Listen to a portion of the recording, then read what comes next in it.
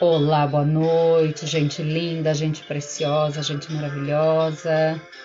Seja bem-vinda, seja bem-vindo a mais um encontro de autoconhecimento, de libertação de dores emocionais e de entendimento da vida, uma forma de entender que nos liberta, que nos planifica, nos conecta com a fonte criadora de onde viemos e para onde vamos, onde tudo dá sentido para o nosso existir. Gratidão por estar aqui, por tirar esse tempinho nessa noite, por esse desejo de autoconhecimento. Gratidão. Vai chegando enquanto vamos ouvindo essa música gostosa. O Insta vai avisando mais pessoas. Deixa eu baixar um pouquinho essa luz que meu olho aqui tá. Oi Maria, bem-vinda, boa noite querida. Oi Ana, bem-vinda, meus amores. Oi Andressa, bem-vinda, Carol. Gratidão, Carol, por estar conosco. Bem-vinda, princesa. Daniela, seja bem-vinda. O tema dessa noite é honrar pai e mãe. Um tema bastante desafiador. Eu desafiei a mim mesma a criar dentro de mim um novo entendimento. Não sei se novo, né? Mas construir uma reflexão a esse respeito. Observo pelos atendimentos que tem muito equívoco em relação a esse mandamento, honrar pai e mãe. Então vamos conversar sobre isso, vamos construir juntas, né? D. Silva, bem-vindo, bem-vinda. Verani, bem-vinda, minha querida. Que delícia. Fran, bem-vinda. Ellen, bem-vinda, amada. Boa noite, querida. Que bom ter você aqui. Enquanto a gente vai esperando um pouquinho, o Insta vai avisando, vai pensando dentro de você qual é o seu entendimento em relação a esse mandamento, honrar pai e mãe. Mais do que em relação a esse mandamento, como é que isso foi construído na sua casa, no seu lar? Como é que foi lapidado esse mandamento? Como é que ele era vivido na sua infância? Eu mando e tu obedece. Quando o pai fala, abaixa a orelha. O pai é a autoridade máxima, a mãe também. Aguentar calado porque eram os pais. Sônia, bem-vinda. Nádia, bem-vinda. Carla, que delícia, gente maravilhosa, sempre nos acompanhando.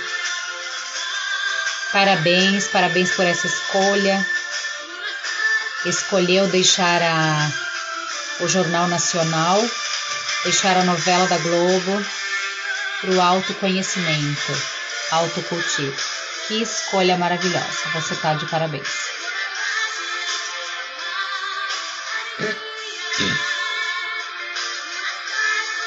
Essa música é incrível.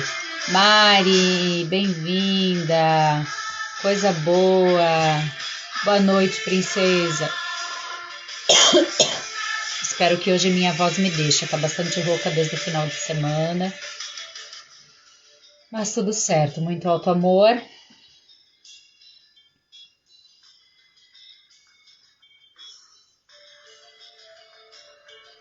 Muito bem. Daisy, bem-vinda, Daisy. Que bom que você está aqui.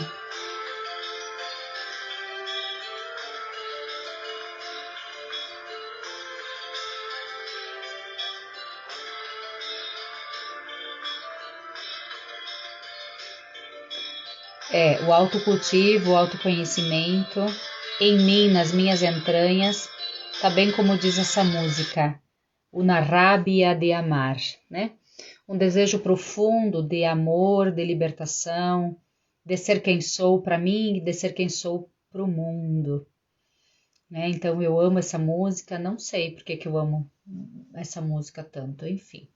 Alguma coisa me encanta e essa parte, né? La rabia de amar, alegria. Lorenzo, beijo no teu coração. Ai, delícia, o abraço de urso, né? Hoje vale muito mais esse abraço de urso porque tá frio pra caramba. Eu falo da Serra Gaúcha, né? Algumas pessoas maravilhosas são daqui também, mas outras tem pessoas aqui de vários lugares do Brasil. Então, assim, aqui na Serra Gaúcha, no pé da serra, né? Falo de Farroupilha, dá uns, sei lá, uns 80 quilômetros de Gramado, que é mais conhecido no Brasil, né? Agora deve estar uns 10 graus, assim, tá começando a querer, né, sinalizar o inverno. Hoje muito chuvoso, muito cerração, chuva, cerração, frio, vento, né? Hoje tá bem cara de inverno, assim, mas vai baixar mais a temperatura, né? A previsão é que essa semana chegue aí nos 5 graus, 6 graus em alguns momentos, né? Então, bem-vindo inverno. Mas ok, amo o inverno, mas Lorenzo, amo um abraço quentinho de urso, amo uma coberta quente, amo um fogão a lenha, né? O fogão tá aceso aqui em casa, o pessoal tá aí ao redor do fogão, pinhão, enfim, é o bom do inverno, né? Claro que o inverno em si, o frio, enrijece, entristece, a falta do sol, né? O sol, a luz tem esse poder de criar, de produzir os nossos neurotransmissores da alegria e do prazer. E a falta de sol faz com que isso se diminua no nosso organismo, né? Então a gente precisa achar outros prazeres, né? Então um bom fogão a lenha, um bom pinhão, um bom quentão, um bom vinho de vez em quando, uma boa companhia gostosa da família, né? Dormir quentinho, dormir abraçadinho, né? Tudo isso são prazeres gostosos do inverno que a gente precisa usufruir, a gente precisa dar para o nosso cérebro certas recompensas para a gente aguentar os momentos de deserto, né? Os momentos difíceis. Roseli, bem-vinda, querida. Adentrando então o nosso tema, bastante desafiador, eu vou tentar o máximo deixar um pouco de lado o quesito religiões, porque cada religião tem o seu entendimento, cada religião explica do seu jeitinho enquanto mandamento, né? As pedras de Moisés, os 10 mandamentos que foram trazidos depois no Novo Testamento, alguns foram lembrados por Jesus. Eu quero trazer o honrar pai e mãe de um olhar bastante terapêutico, tá? Por quê? Porque é o que eu venho encontrando no consultório. Consultório, modo de dizer, né? Hoje as consultas, a maioria delas são online, mas ok, permanece, digamos assim, esse estado, esse consultório que agora não é mais um local, mas é uma possibilidade de segurança, né? Então, independente se é um local, independente se é pela internet ou não, é um local que nos assegura confiança, nos assegura fidelidade, nos assegura confiabilidade e, sobretudo, o sigilo, né? Então, eu trago alguns elementos aqui, mas nada de nomes e nada de situações específicas, né? Bem-vinda, Luiz Virtus, bem-vinda. Angélica, gratidão, beijo no teu coração, que delícia. Então, adentrando no tema. Honrar pai e mãe. Vamos trazer alguns elementos que provavelmente nós temos da nossa infância. Bom, honrar pai e mãe, vamos trazer a palavra respeitar, ok? Respeitar. Garanto que todos nós consentimos de que honrar é respeitar, ok? Mas vamos voltar para essa palavra depois. O que é respeitar, certo? Quero trazer o elemento muito poderoso de ser grata, ser grato por toda a ancestralidade. Esse é o primeiro pilar de honrar, ok? honrar pai, honrar mãe, é ser grata. Ser grato por toda a ancestralidade que antecede o pai. Então, o meu pai, o teu pai, né, os teus avós por parte de pai, os teus bisavós, os teus tartaravós, até a 7ª geração. Ser grata por eles. E da mesma forma a mãe. Então, ser grata pela mãe, ser grata pelos avós, os pais da mãe, pelos bisavós, pelos tartaravós, até a 7ª geração. Esse olhar de gratidão faz com que a gente entenda uma coisa. Eles podem não ter sido as melhores famílias do mundo, eles podem não ter sido os melhores pais, os melhores avós do mundo. Eles não foram perfeitos, mas graças a eles e graças a esse caminho, a esse processo de ancestralidade, é que hoje eu estou aqui. Houve uma doação, ok? Houve uma doação, houve uma entrega. De alguma forma, os bisavós, os tartaravós, eles se colocaram como instrumento da divindade.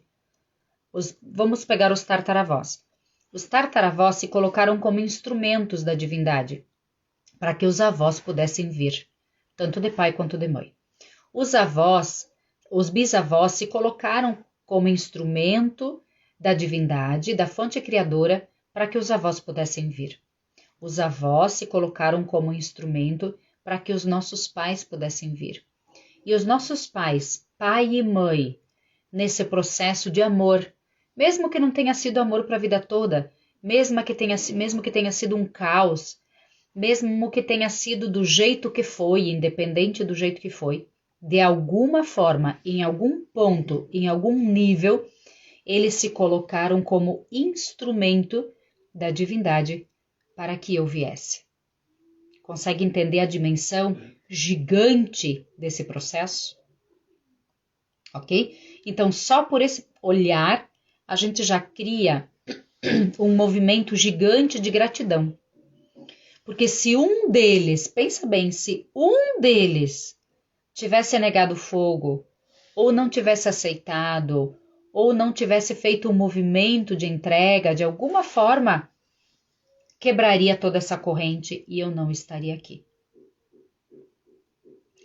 O fato de olhar para você, que você está aqui hoje,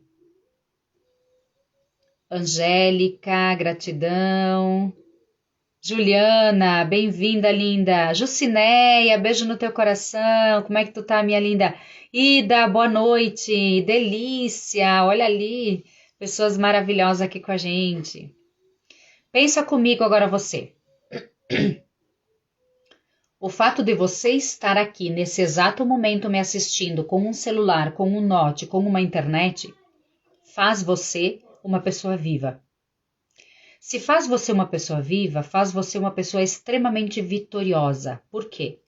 Lá na gestação, lá quando você foi gerada, entre 50 milhões de espermatozoides, você venceu aquela corrida. E você é você não só pela vitória que você teve, porque entre os 50 milhões, se tivesse sido um outro espermatozoide a chegar naquele óvulo, não teria sido você aqui, não seria você aqui.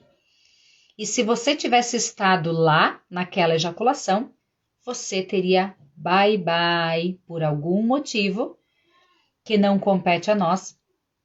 O universo teria te eliminado, te descartado, ok? Então, por que você está aqui? Não temos essa resposta. Por que você está aqui? Porque você é melhor do que os outros? Porque eu sou melhor do que os outros? Muito provavelmente não. Porque na cadeia universal não existe melhor ou pior. Cada um tem o seu percentual de contribuição. Cada um tem o seu tijolinho. Como dizíamos uma vez numa publicidade que era do Hospital do Câncer, né? Cada um tem o seu tijolinho. Cada um tem a sua parcela de contribuição no universo. E não existe melhores ou piores, em hipótese nenhuma, de nenhum jeito. O presidente da República, ele não é melhor do que você. Ele só tem uma função diferente. Faz dele uma autoridade política, ok? Só que você também tem autoridade. Que autoridade é você? Você é autoridade na sua família, você é autoridade no seu trabalho, você é autoridade no quesito equilíbrio emocional, você é autoridade no quê? Cada um de nós, em algum percentual, já adquiriu nessa vida alguma autoridade. Isso não te faz menor ou maior do que o presidente da República, em absoluto. Cada um com suas autoridades diferentes, ok? A gestora da minha escola não lhe faz maior do que eu, lhe faz com uma função diferente. Eu, professora, tenho 2 salas de aula no momento, de manhã os pequenos do pré, de 4 aninhos, e de tarde os do primeiro ano, alfabetização, 6 aninhos. Isso não me faz maior do que os meus alunos. Eu tenho uma função diferente, eu tenho uma missão diferente, eu tenho uma responsabilidade diferente. Isso me dá o encargo de autoridade daquela sala de aula. Mas não significa que eu sou maior do que os meus alunos ou de que eu sei mais do que os meus alunos. Eu tenho mais experiência de vida, eu tenho mais chão vivido, mas em alguns pontos, em alguns quesitos, em vários quesitos, eles têm mais experiência do que eu, eles têm mais conhecimento e entendimento do que eu. Nessa mesma dimensão, e igualzinho, ok? Nossos pais, nossos ancestrais, o fato deles terem vindo antes não os faz mais importante ou menos importante do que nós. Consegue perceber? Não é a importância, é a missão, é a função, é o tijolinho. É cada um com funções diferentes, com missões diferentes, com propósitos diferentes. Eu ser mãe da Raquel e mãe do Daniel não me faz maior ou superior a eles. Me faz, nesse momento das nossas vidas, ter um papel diferente.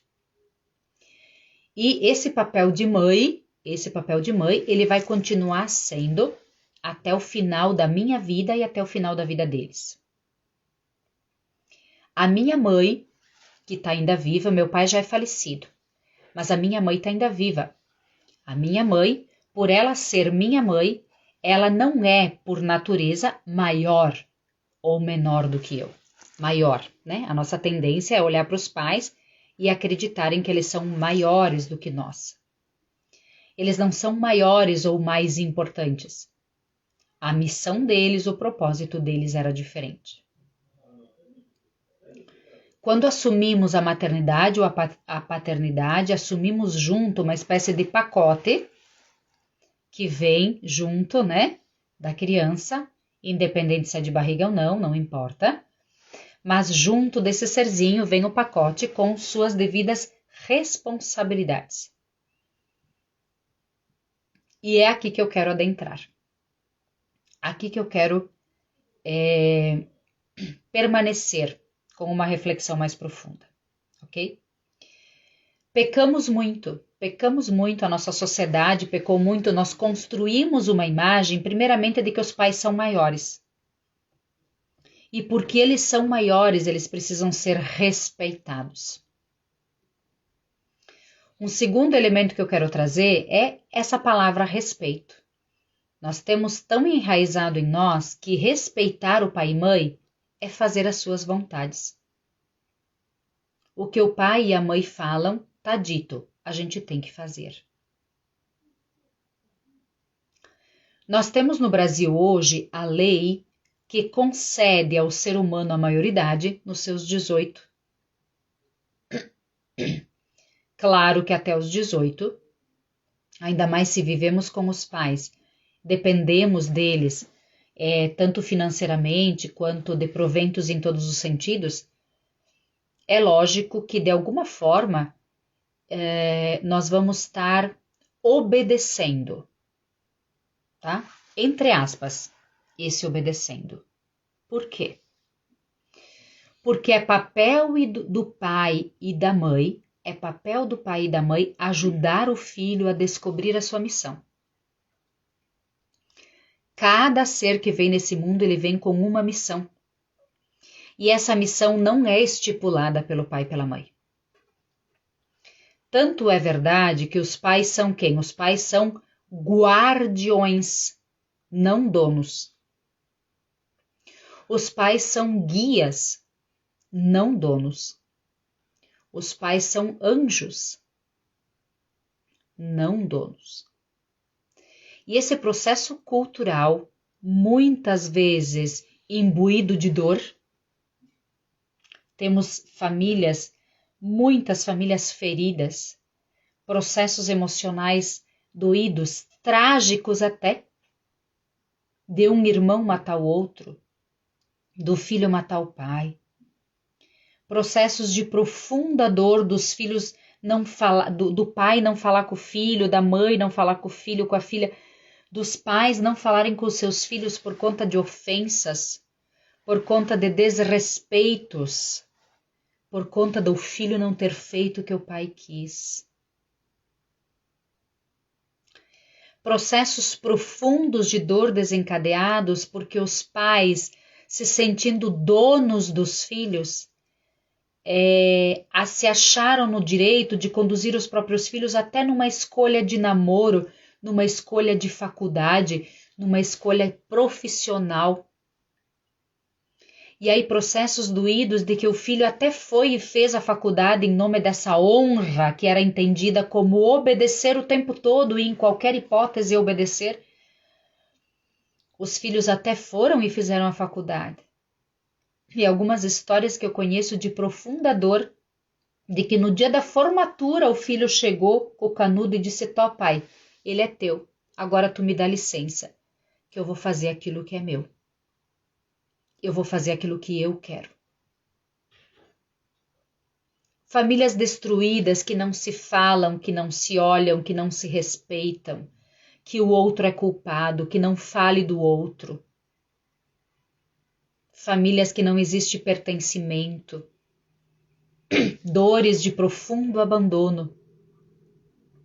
E aí doenças físicas. Doenças físicas. Sempre a doença física por trás tem um emocional extremamente ferido, extremamente destruído, extremamente doído, extremamente machucado. E aí um pai, uma mãe que se sente desonrado pelo filho, que o filho decepcionou. Frases que eu ouvia muito, estou decepcionada com você. Você quer destruir alguém que é próximo de você? Diga essa frase. Eu estou decepcionada com você. Eu não imaginei que você pudesse fazer isso. Por trás dessa frase existe esse grande atrelamento de que o filho tem que superar as expectativas do pai, da mãe. Equívocos gigantes de honrar pai e mãe, equívocos doídos de dor e de doenças futuras.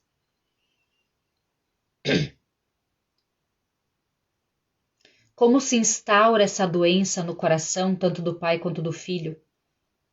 Quando eu não posso ser quem eu vim para ser. Quando eu não sou apoiada naquilo que eu vim para ser. Quando eu não sou respeitada naquilo que eu vim para ser.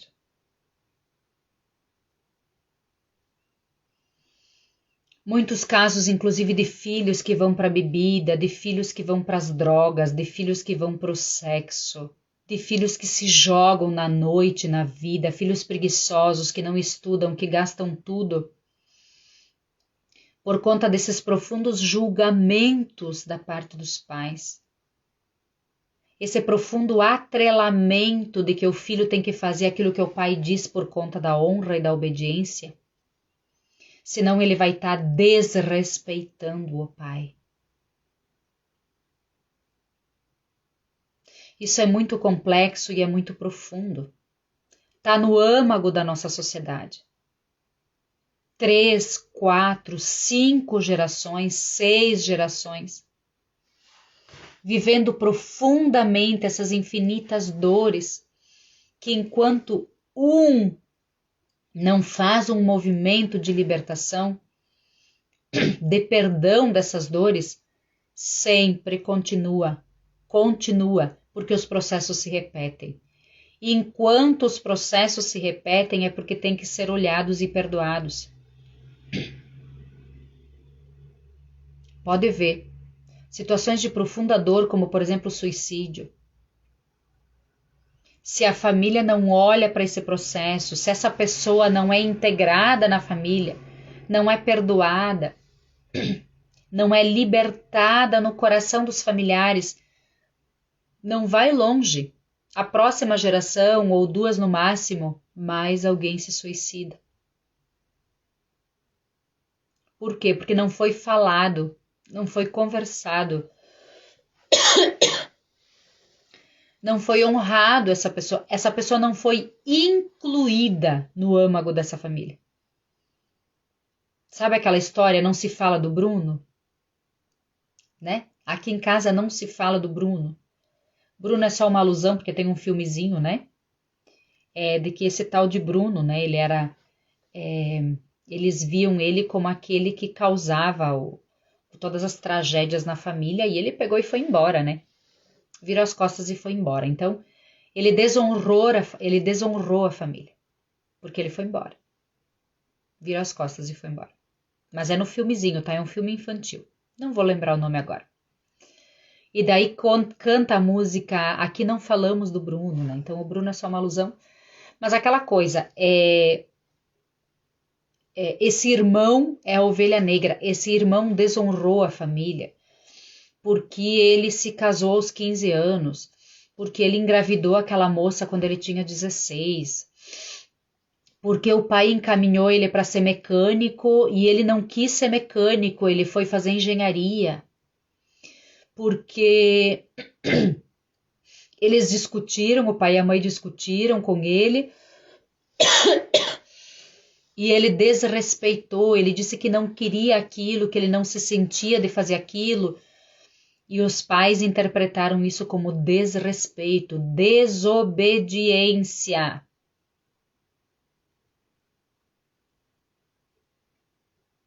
Mas e aí, a missão de cada um, onde é que fica? Aquela história de que o pai e a mãe sabem... Deixa eu perguntar para você, me diga aqui. Betiana, bem-vinda. Maciel, bem-vindo.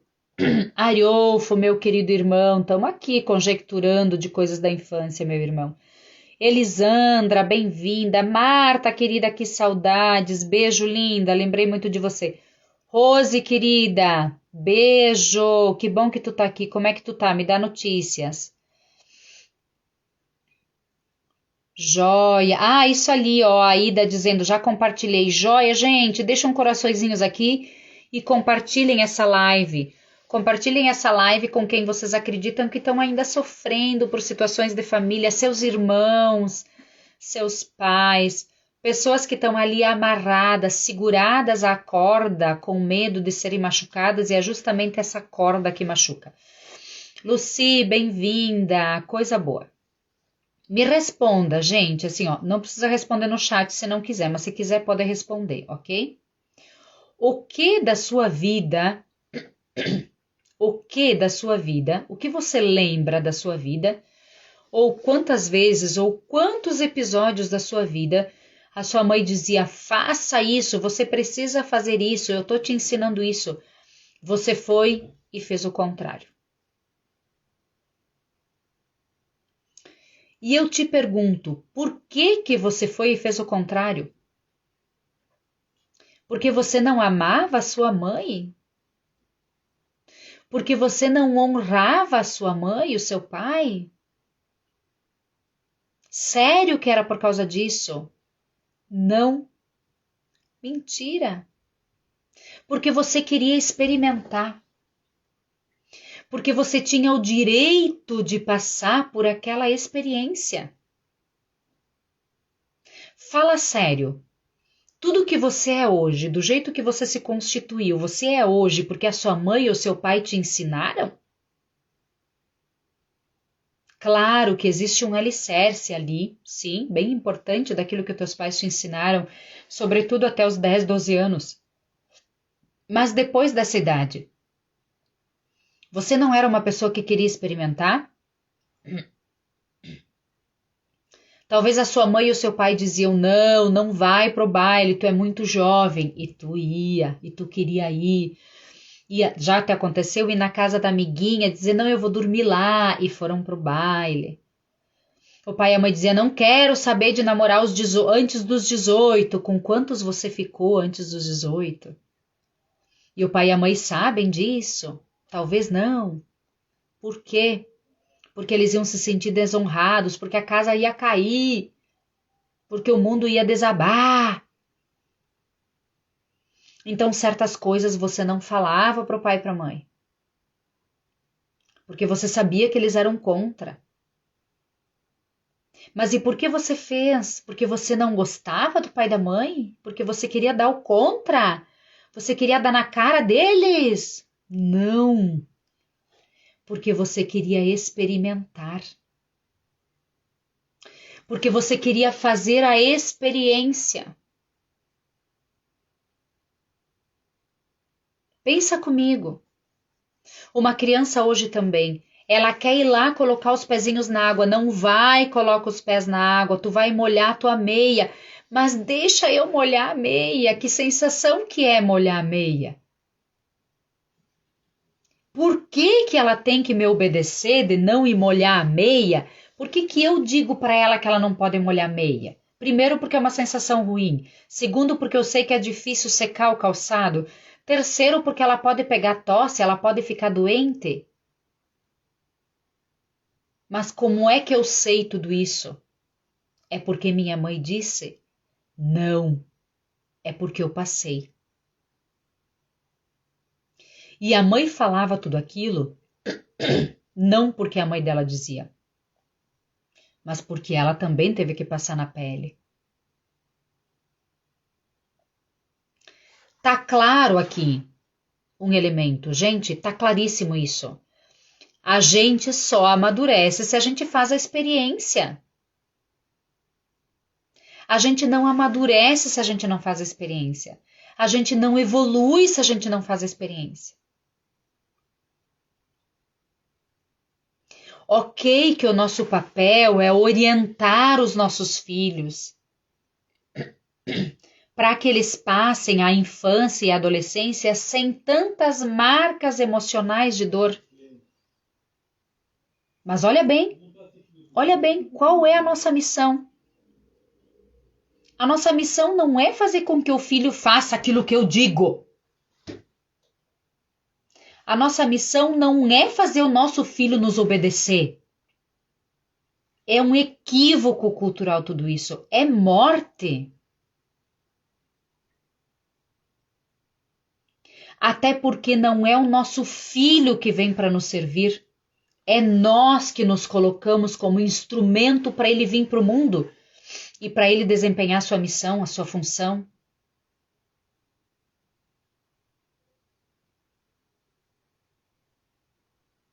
Então aquela coisa, meu filho tem que ser, Deus o livre eu ter um filho gay. Deus o livre, eu mato. Eu já ouvi isso. E não de uma, duas, nem de 10 famílias, gente. Deus o livre a minha filha lésbica. Eu desonro, eu toco de casa. Saber que às vezes justamente vem um filho gay, aliás, muitas vezes, até hoje, todas as famílias que eu acompanhei, todos os processos que eu acompanhei, sendo terapeuta, ou sendo amiga, ou sendo conhecida, vem um filho gay ou uma filha lésbica no âmago da família, no centro da família, justamente para quebrar padrões. E quando chega um cliente ou uma cliente que se identifica com essa missão, só que não consegue ainda enfrentar os seus responsáveis, os seus pais ou substitutos por conta dessa sua missão, primeira pergunta que eu faço para a pessoa: qual que é o machista ou o mais tradicional, o pai ou a mãe? Por quê? Porque se uma pessoa vem com essa missão, é porque no âmago da família existe uma raiz extremamente racista. E esse serzinho veio para desconstruir, para libertar, seja no amor ou na dor. Aí vai da escolha dos envolvidos. Eu já vi famílias sendo libertadas no amor. Eu já vi. Geralmente é a mãe, extremamente tradicional, extremamente racista, machista, por ser mulher, mas machista. Deus o livre. E daí quando o menino, o filho, teve a coragem de se assumir como gay, ela chorou, o mundo caiu, o mundo dela só, graças a Deus, não o dele, né? E ela gradativamente foi aceitando e foi amando esse filho, continuou amando esse filho incondicionalmente, como amava antes. E ali foi a força para ela perceber que ele veio com uma outra missão e tá tudo bem. E hoje é o xodó, porque é aquele que tá ali perto dela. Os outros não estão. Já vi casos terríveis de que os pais não se falam mais também. De que os pais e os filhos, né? O menino, geralmente, quando se assume gay, o pai não aceita. Toca de casa, não se falam mais. E aí que acontece os casos de doenças físicas. Por quê? Qual é a doença mais profunda do ser humano? É a rejeição. Então, se eu vim com essa missão, se eu me sinto assim, se isso é eu, se eu sou assim, e meu pai e minha mãe não me aceitam, ou meu pai não me aceita, ou minha mãe não me aceita. Não precisa chegar a casos extremos, tá? Vivemos muitas dores no coração da família simplesmente pelo fato de que a mãe não me aceita do jeito que eu sou. Ela vive me criticando. A hora que eu vou dormir não tá bom, a hora que eu levanto não tá bom, o jeito que eu como não tá bom, porque eu não faço isso, eu não faço aquilo não tá bom, o jeito que eu arrumo a cama não tá bom. Quando eu faço, reclama porque não tá bom, quando eu não faço, reclama porque eu não fiz.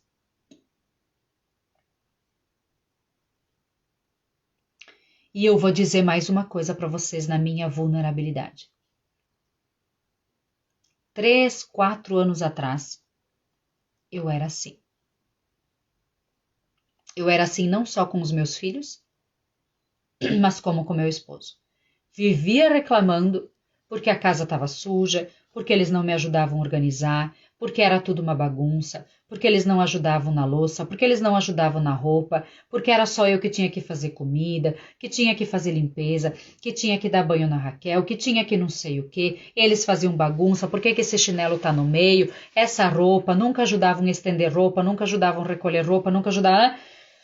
E quando algum ia para a cozinha, eu tinha a audácia de ir lá reclamar. Porque não guardou aqui, porque não guardou ali, porque não fez o feijão desse jeito, porque devia ter colocado mais ou menos arroz, porque devia ter não sei o quê. Então, olha só. Além de eu querer que eles fossem do jeito que eu queria, eles tinham que fazer do jeito que eu queria.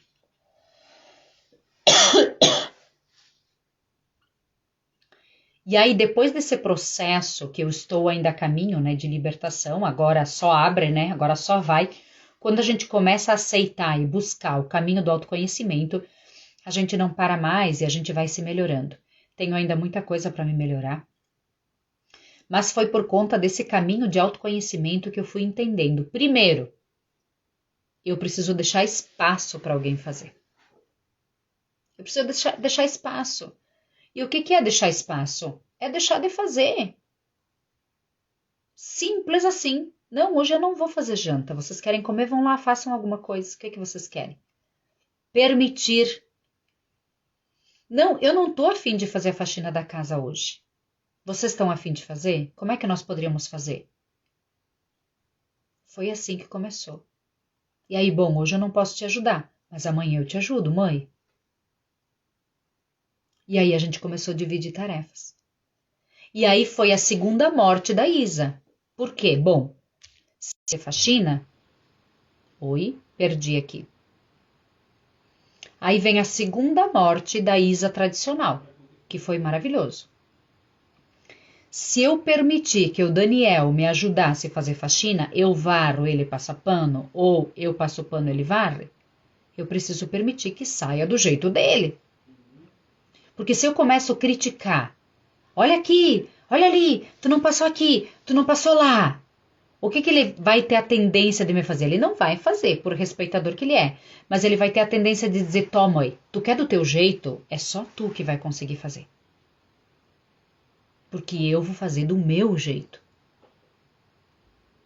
Porque o Daniel tem o jeito dele. A Ivana tem o jeito dela. A Leandra tem o jeito dela. A Marijane tem o jeito dela.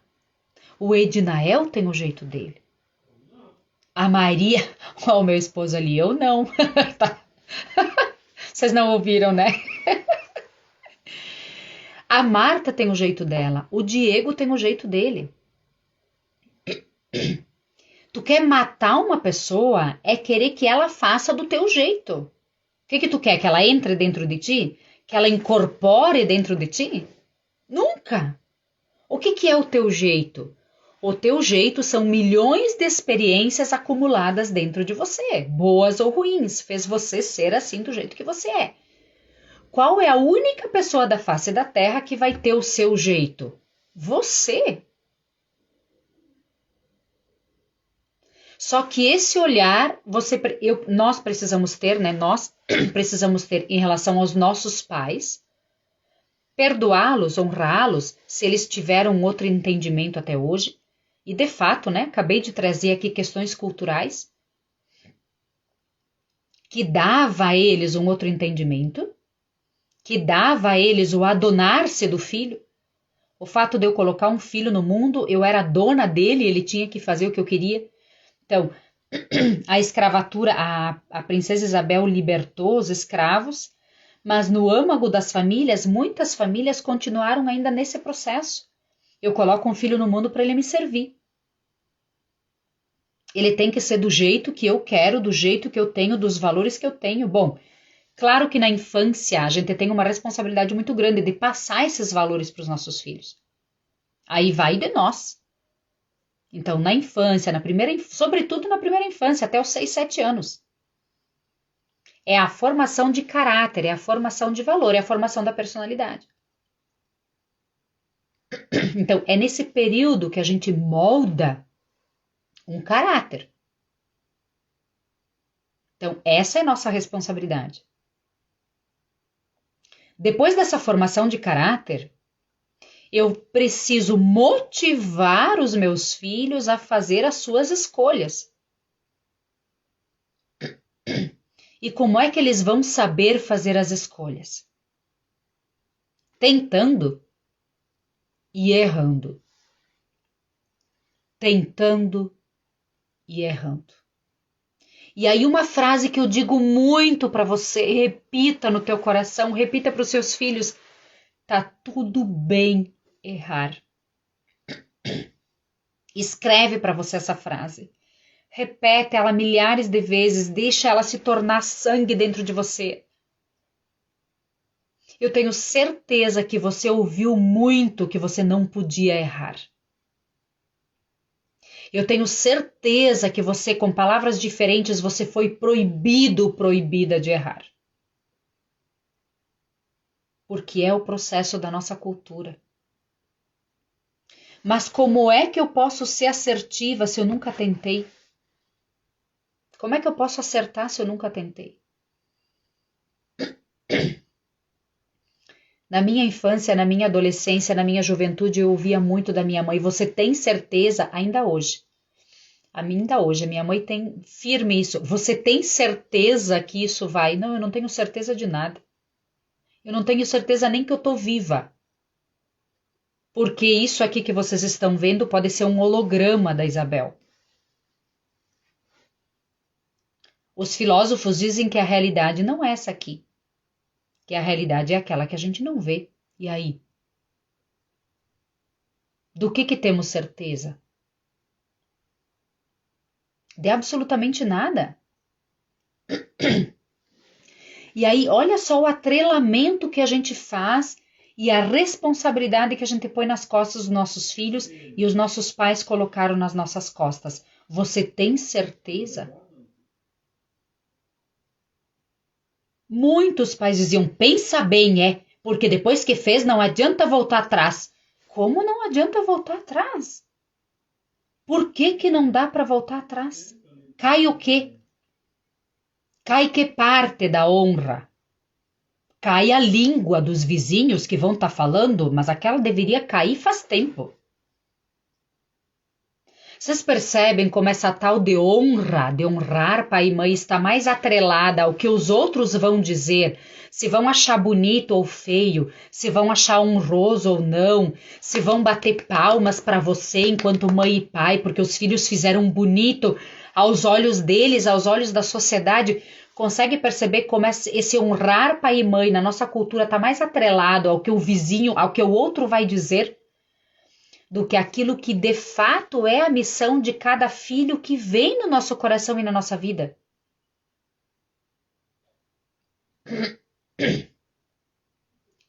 Eu lembro que o Daniel tinha uns 12 anos e uma coisa eu tinha muita consciência dentro de mim. E eu dizia aqui em casa, e continuo dizendo, Daniel, a tua única missão é ser feliz, é se realizar. Agora, se ser feliz, tu vai ser lixeiro, tu vai ser bombeiro, tu vai ser gay, tu vai ser... Pouco importa, a escolha é tua. Tu vai ser aquilo que tu sentir no coração e na alma. Agora, se eu atrelar ele àquilo que eu quero, que fique bonito para a sociedade, a probabilidade é muito grande dele errar. Não sei você, mas eu não trabalho bem sob pressão, não. Eu não consigo decidir sob pressão. Se for o seu caso também, pensa a pressão. Cara, eu tenho que decidir. Não, olha só. Ainda mais no tempo das nossas mães, né? A gente tinha que decidir casar com uma pessoa que a gente praticamente não conhecia. E Deus o livre se desse errado. Olha! Cara! Que tufo! Para quem não me conhece, eu fui religiosa, né? Eu fui freira na vida até os 30 anos. E era o que eu queria, sim. Era o que eu queria. Quer dizer, não sei, né? Não sei. Agora eu tenho outro entendimento. Por quê? Porque 95% das nossas escolhas são baseadas no nosso inconsciente. Ou seja, 95% de nós é inconsciente. 5% de nós é consciente. Bom, dentro desses 5% eu queria ser freira. Agora, na terapia, eu vou descobrindo uns entrelaçar, né? Uns enroscos do meu inconsciente que me conduziu para a vida religiosa. E tá tudo bem. Tô no caminho, tô nesse processo de libertação. E quando eu saí da vida religiosa, era o que eu me perguntava. Putz, mas o que aconteceu? Eu queria a vida religiosa, por que eu não quero mais? E foram 2 anos, 1 ano e meio, 2 anos de muito choro, de muita oração, de muita ajuda, né? Eu tinha religiosas muito próximas de mim, a irmã Nelly, pessoas assim muito próximas de mim que eu conversava, eu dizia, cara, eu não quero mais isso aqui, eu não sei porquê, mas eu não quero mais. Eu não tô encontrada aqui, eu tô infeliz aqui, eu não quero mais isso aqui. E nesse processo de 1 ano e meio, 2 anos, a vida me colocou na frente o meu atual esposo, né, o Wade, que agora tá comigo, né? Claro que eu tive que fazer uma escolha bem difícil, meu Deus. Como é que eu ia escolher sem conhecer direito o cara? Sair da vida religiosa, assumir um relacionamento, com tudo que eu carregava dentro de mim, tu tens certeza que é isso que tu quer? No dia que eu fiz os votos perpétuos, a minha mãe me perguntou, tu tens certeza que é isso que tu quer? Eu disse, não, mãe, eu não tenho certeza. Eu sinto muito em te dizer, mas eu não tenho certeza. E aí eu pergunto a você, Que certeza que você tem nessa vida. E agora eu quero te trazer um outro elemento que é extremamente libertador. São as expectativas que nos matam. Desculpa. São as expectativas que nos decepcionam. Por quê? Porque a expectativa é sempre em relação ao outro. A decepção é sempre em relação ao outro. Bom, se eu me decepciono com o outro, é porque eu tive uma expectativa errada em relação a ele. O problema é todo meu. Então, agora que eu tive esse entendimento, é extremamente libertador. Quando uma pessoa chega para mim e diz, estou decepcionada com você. Boba você teve uma imagem errada de mim. Sinto muito. De onde é que você tirou essa imagem? Você não me conhece. Se nem eu me conheço, se 95% de mim é inconsciente, o que eu conheço de mim? E nós estamos num processo cultural de que o autoconhecimento é a última coisa. Quando tá lá numa puta de uma depressão, quando tá lá já com psiquiatra há mais de ano, toma medicação a dar com pau e vê que não adianta, aí procura um processo terapêutico de libertação e de autoconhecimento. A honra toda foi dada, né, para os pais, para os médicos e para o remédio. Quanto tempo isso? O médico não acertou. O remédio não me curou. Não era assim que diziam? Isso aí. Olha o poder que foi dado para o médico, para o remédio e para os pais. Não que eles não tenham, não que eu não tenha. Mas eu não tenho todo esse poder de fazer o meu filho feliz, a minha filha feliz. Como é que eu vou saber o que é bom para eles? Se eu não sei nem direito o que é bom para mim, se eu estou experimentando aqui, ali, fui freira, não me senti bem, saí, casei, agora estou experimentando outra profissão, estou querendo deixar a sala de aula, estou no processo, nesse caminho de terapia. Se a nossa vida, nós adultos, barbados, eu vou fazer a semana que vem 47 anos, eu estou ainda experimentando e errando e acertando? Como é que eu vou dar todo esse peso para os meus filhos de que eles têm que ser assertivos o tempo todo, de que eles têm que acertar o tempo todo?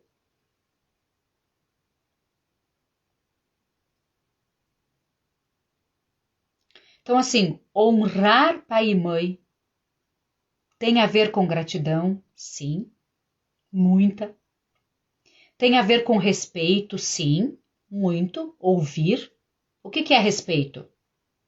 É acolher, ouvir. Eu posso discordar, mas eu vou te ouvir. Discordar não é falta de respeito.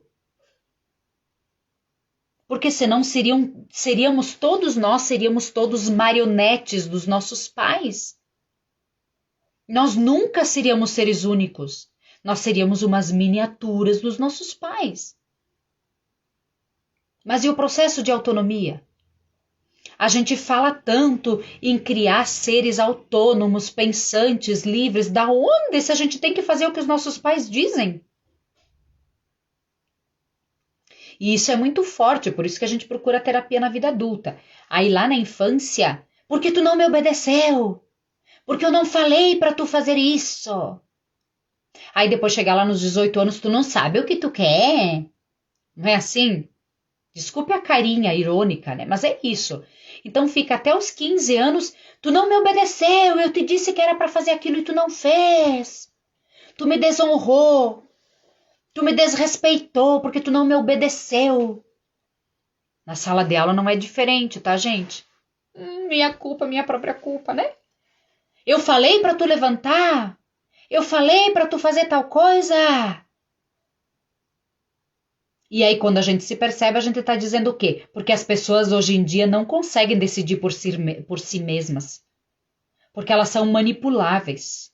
Porque elas são umas marionetes, claro. Até os 14, 15, 16 anos eles tiveram que obedecer. Aí quando faz 18 anos, dá o bolo de aniversário e dá a carta de euforia, né? E a partir do dia seguinte, eles têm que ser seres pensantes, livres, assertivos e autônomos. Mas da onde? Percebe como é contraditório o tempo todo. Eu não estou acusando os nossos pais, tá, gente? Eu não estou acusando os nossos pais, até porque que entendimentos eles tinham. Nós hoje temos a possibilidade desses estudos e desse entendimento. Gente, minha garganta.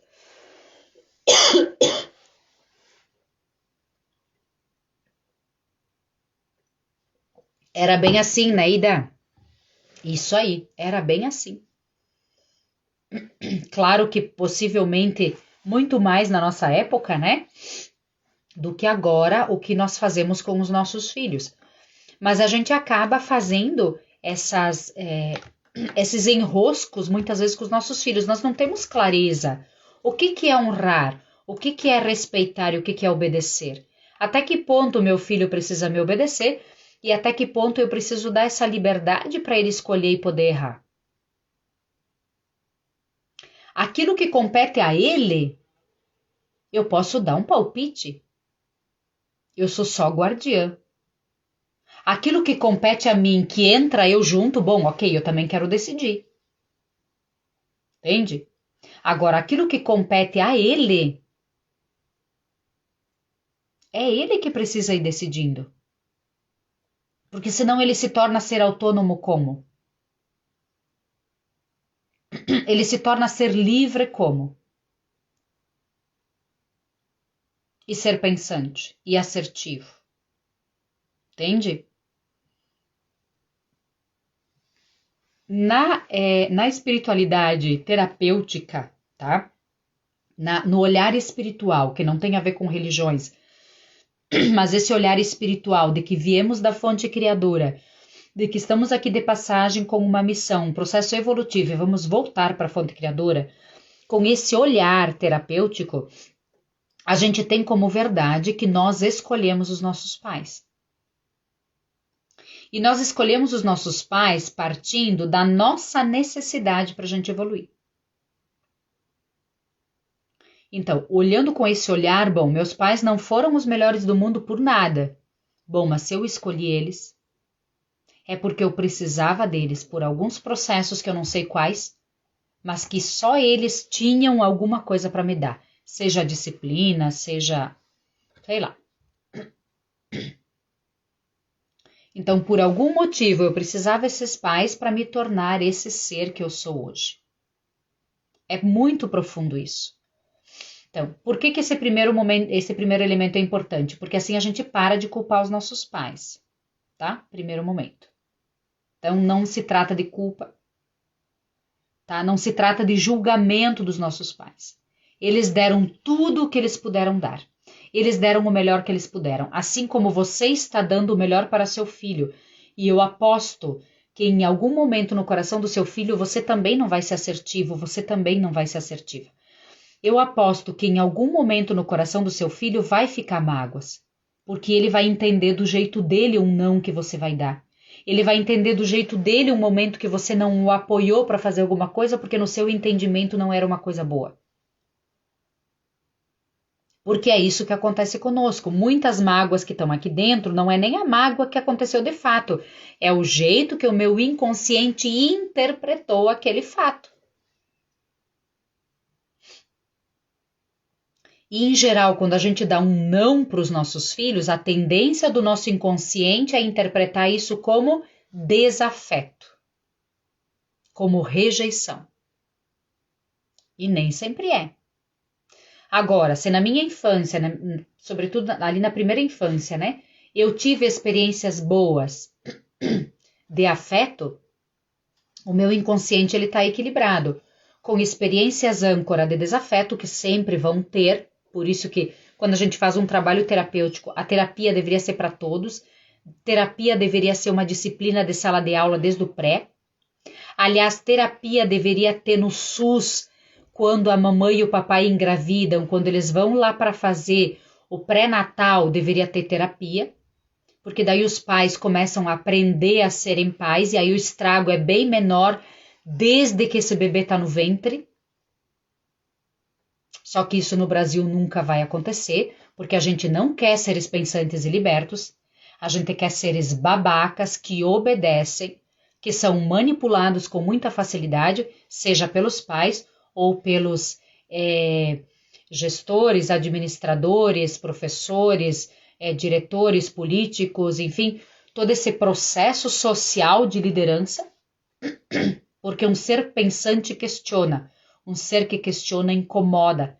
E é muito fácil colocar todos os seres embaixo, colocar uma sala de aula embaixo das asas da disciplina, das regras. É muito fácil. É mais fácil do que dar um motivo para ele cumprir certa regra. Nós não sabemos dar esses motivos. Por quê? Porque nós não fomos educados, ensinados, a nossa faculdade não deu isso. Então, nós também fomos criados como seres obedientes às regras. O adulto dá a regra, a gente abaixa a cabecinha e obedece. Se a gente fizer diferente, a gente está desonrando, a gente está desrespeitando. Então, um ser que questiona, sobretudo os superiores, é um ser que incomoda. Claro que existem jeitos de questionar, né? Jeitos respeitosos de questionar, mas vamos combinar, né? Respeitoso ou não, todo ser que questiona já começa a criar ranço. Por quê? Porque nós temos dentro de nós, no processo cultural, de que quem questiona, a gente se sente questionado, a gente se sente avaliado, a gente se sente encurralado e, portanto, a gente se sente rejeitado. De novo, a nossa experiência aqui no nosso inconsciente coletivo. Percebem como tá o nosso filtro é as nossas experiências do nosso inconsciente. A gente chama isso de modelo mental. Então, aquilo que está aqui moldado, formado, partindo das minhas experiências do passado, é aquilo que eu projeto hoje diante das experiências de mundo que eu tenho. Então, partindo disso, não estou julgando os nossos pais, eles deram tudo o que eles puderam dar, ok? Eles deram o melhor que eles puderam. E se a gente olha com esse olhar, a gente consegue entender que eles deram muito mais do que eles podiam. Eles fizeram das tripas coração. Dentro da ignorância deles, muitas vezes, dentro da pobreza deles, muitas vezes, da pobreza de recursos, da pobreza material, inclusive, e da pobreza de entendimento, da pobreza de esclarecimento, seguindo às vezes uma religião, uma igreja, que também por muito tempo foi opressora, por muito tempo seguiu esse modelo, eu mando e você obedece. Quantas coisas a própria religião tinha, né? Continua tendo, mas agora as pessoas começam a questionar também ali. Mas quantas coisas a igreja tinha e não tinha sentido nenhum. Hoje a gente olha como processos, justamente bem isso, processos de escravização. Processos de mumificação. Processos de diminuição. Eu mando e você obedece. Tanto é verdade que a igreja por muito tempo foi unida ao Estado. Ou seja, os dois grandes poderes de liderança, o poder religioso e o poder político. Não é por nada, né? Então, grandes poderes escravizadores e não libertadores. Por quê? Porque para eu saber o que é importante para mim, eu preciso trilhar um caminho de autoconhecimento e sou eu que vou dizer dentro de mim o que é importante para mim. Outra coisa que eu quero quebrar aqui, essa história de que os pais sabem o que é importante para os filhos. Mentira! Mentira! Existem coisas importantes que os pais precisam passar para os filhos, sim.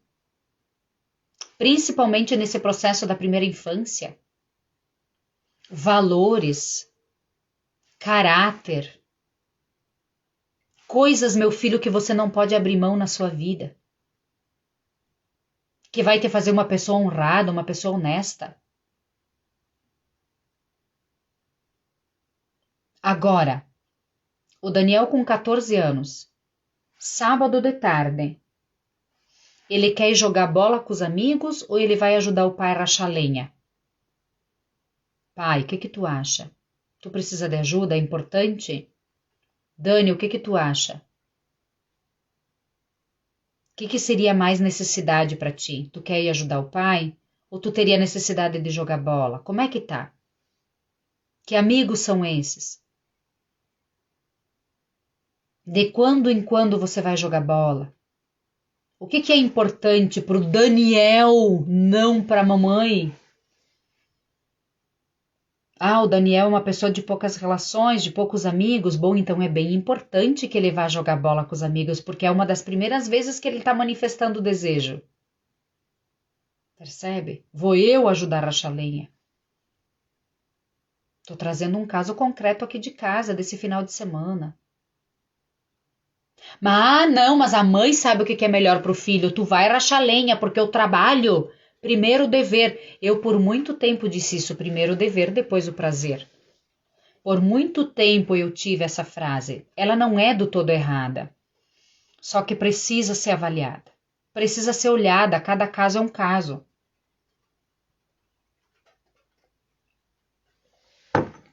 Não ter medo de perguntar para o filho, filho, como é que você se sente? Como é que você está pensando, meu filho? Isso eu aprendi com a Ivana, que está aqui, ó. Minha mestra, minha guia, minha mentora. Cada um carrega a sua própria verdade. Cada um carrega a sua própria verdade. Uma criança de 4 aninhos, ela tem a sua própria verdade. Uma criança de 4 aninhos chorando e chega a engasgar aqui de tanto chorar. Para de chorar, tu não tem por que chorar. Como não tem por que chorar? Se ela tá assim, ela tem um grande motivo para chorar. O meu papel é dizer por que você está chorando. O que dói ali dentro? O que está te causando esse desconforto? De que jeito você está olhando a vida que está te trazendo esse sofrimento? Percebe como as coisas são diferentes do que faz assim, porque eu tô te mandando. Nossa! Entende? Esse eu tô te mandando é uma tragédia. Em larga escala, olha Hitler. Em larga escala, olha Mussolini. Olha os processos históricos, se não era um mandando e vocês me obedecem. Estragos terríveis na humanidade. Olha as cruzadas. Olha quanta gente na fogueira. Por quê? Eu mando e vocês obedecem. E aí quem não obedecia... E aí a gente, sem se dar conta, em processo menor, né? A gente reproduz a mesma coisa dentro da nossa casa, que nos amamos tanto e que com certeza daríamos a nossa vida pelos filhos. Daríamos sem perturbar. Só que em outros quesitos, por conta de processos culturais e de não parar para pensar, a gente cria feridas profundas. E tendo esse olhar, tendo esse entendimento, você pode ser a pessoa transgeracional que vai causar essa cura no processo todo da sua ancestralidade. Porque agora nós podemos, porque agora nós temos acesso à informação, porque agora nós temos acesso ao autoconhecimento. Nós podemos trilhar um caminho de autoconhecimento. Esses 95% de você que é desconhecido, ele pode ser desvelado, desvendado, tirar o véu, descoberto. Aí a escolha é de cada um, de cada uma. De novo, é aqui dentro. Então, quem sou eu para mandar tanto nos meus filhos? se depois a escolha sempre é aqui dentro, consciente ou inconsciente. A escolha sempre é aqui. A escolha de se melhorar sempre é aqui. A escolha de um propósito, sentir qual é a missão, sentir qual é o propósito é aqui. A escolha da gratidão, de eu ser grata pela minha ancestralidade, é aqui. É uma escolha minha. A minha mãe pode dizer um montão de coisa. Minha mãe pode ter rezado 50 milhões de terços. Que se eu quero escolher diferente por algum motivo, eu vou escolher, não adianta. Por quê? Porque ela não é, eu não sou propriedade dela. Os meus filhos não são minha propriedade. Eu não tenho esse direito e nem esse dever de decidir por eles, de exigir que eles façam uma escolha partindo das minhas escolhas.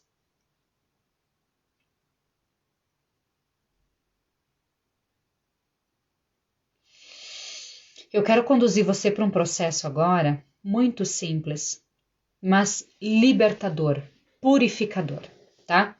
Se você conhece pessoas que estão ali atrelados em rancores, em mágoas, em não perdões, em não perdão de famílias, de irmãos, de pais, de filhos, feridas profundas, manda essa live depois. Manda essa live, você vai estar libertando, você vai estar ajudando já a pessoa devagar abrir a sua consciência. Seja ela aceitando o que eu estou dizendo, seja ela brigando comigo, não importa. Não importa se você acredita ou não em tudo que eu estou dizendo. Essa é uma verdade que eu estou descobrindo e eu respeito você.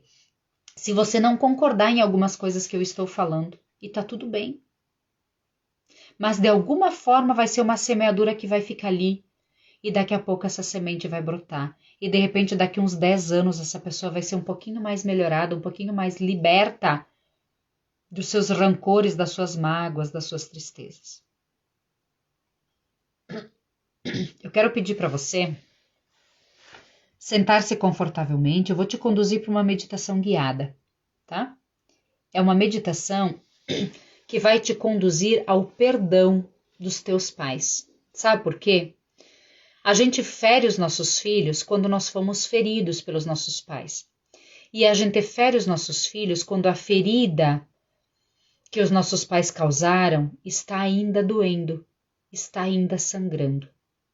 A partir do momento que a gente consegue se reconciliar com os nossos pais e a gente consegue de alguma forma fechar essa ferida, ela não sangra mais, a gente automaticamente se reconcilia com os nossos filhos, consegue olhar para eles como seres únicos, como seres individuais que vieram com sua própria missão, que vieram para trilhar sua própria história e que eu sou só uma guardiã.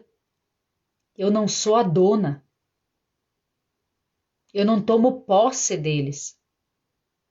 Eu tomo posse de mim e olha lá se eu consigo. Nem sempre eu consigo. Estamos no caminho, estamos no processo. Se você está aqui nessa noite é porque você tem sede de autoconhecimento, é porque você tem sede de tomar-se nas mãos, é porque você tem sede de ser dona de si do seu processo. Mas estamos a caminho. Lembra que você é 95% inconsciente e 5% consciente. Então, quem sou eu para saber o que é bom ou o que não é bom para o meu filho? Mas nós nos libertando desses processos de dor, de rancor, de mágoa, de não perdão com os nossos pais, a gente vai conseguir entender e olhar para muita coisa de forma diferente em relação aos nossos filhos. Gente, não é ser relapso, não é deixar que eles façam tudo o que eles querem. Não, tem coisas que são inegociáveis. Tem coisas que são inegociáveis. Tá? Por exemplo, tem coisas, eu permito que a Raquel escolha a roupa dela. Até permito. Agora, bom, hoje tá frio, então você pode escolher essa roupa aqui, a roupa de frio. Ah, amanhã tu vai pra escola. Não, a tua escola tem a regra que é uniforme, então não tem que escolher, é uniforme. Né? No máximo, escolhe a leg ou escolhe a calça tradicional, as duas do uniforme, ok? Então, tem coisas que são inegociáveis, mas não se referem a escolhas com uma possibilidade já que esse serzinho tem condições de escolher. Sabe, dentro das regras do dia a dia, onde a questão do autocuidado é necessário, o banho, por exemplo, não tem discussão do banho. Ah, toma banho se quer, não, né? Por quê? Porque vai sair fedendo, vai se sentir mal, os outros vão começar a colocar rótulo? Ah, eu vou comer o que eu quero, não, né? Porque a comida saudável é necessária. Negociamos. Mãe, posso comer um salgadinho domingo de tarde, domingo de manhã, sábado de tarde? Pode, filha, pode comer. Então tem coisas que são negociáveis. Agora, comer um salgadinho 11h30 da manhã, não. Porque você não vai almoçar. E pronto. Sabe? O que não dá é deixar que ele escolha aquilo que ele não pode e não permitir que escolha aquilo que ele pode. É isso que a gente tem que ter clareza. O que eles podem escolher? O que compete a eles escolher? E o que não compete a eles ou ainda não está dentro da idade de escolher? Isso tem, nós pais temos que ter claro. E como é que a gente tem essa clareza? Tendo autoconhecimento. Tendo clareza do que nós somos. Tendo clareza do nosso papel.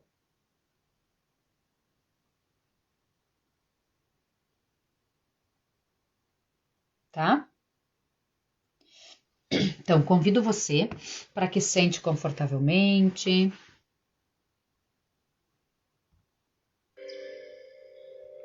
Escuta essa música. Respire profundamente.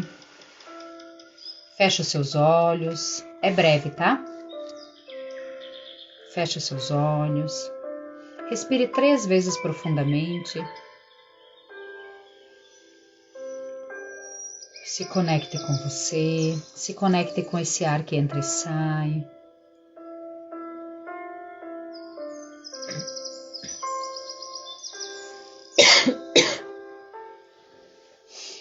Isso, e vai relaxando.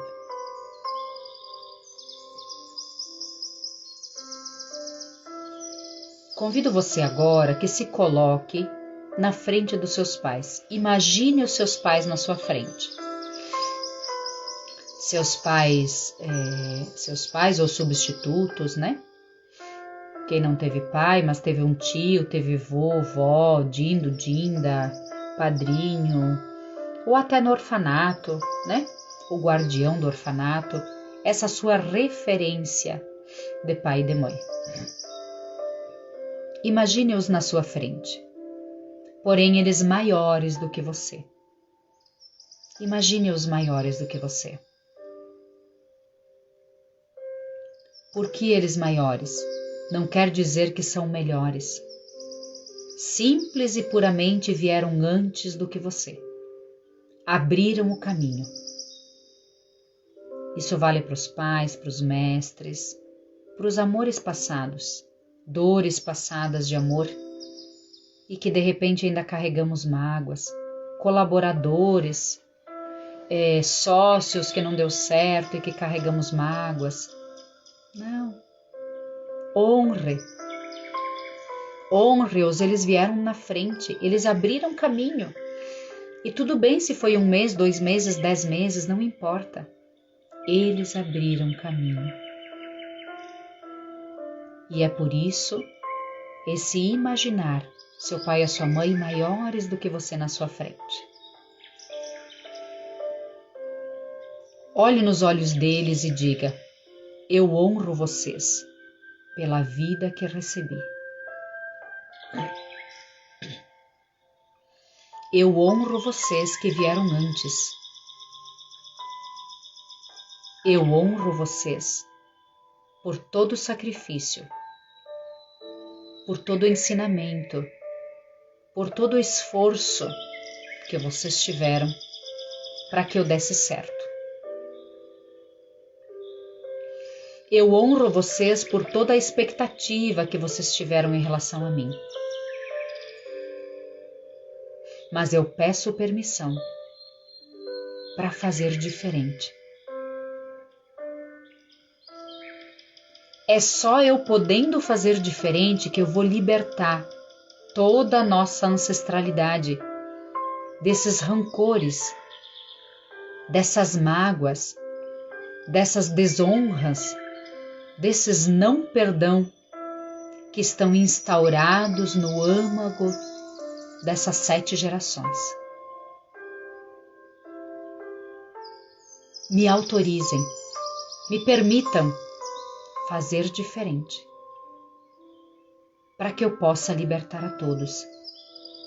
Porque se eu tiver que fazer igual, nós vamos continuar com os mesmos processos de rancor, com os mesmos processos de dor, com os mesmos processos de não perdão e de não entendimento.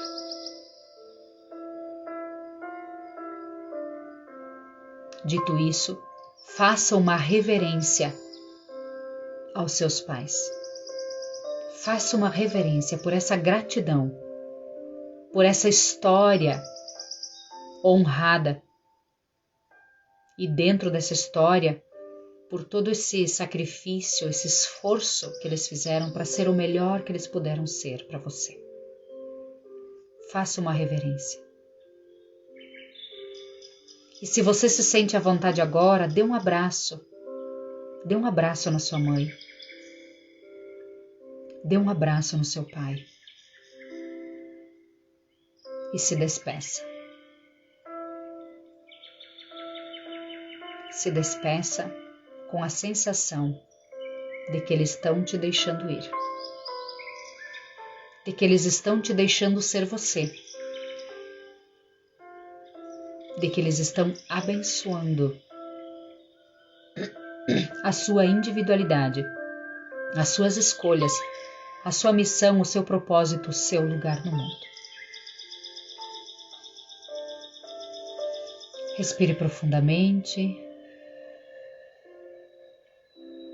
e comece a voltar para cá.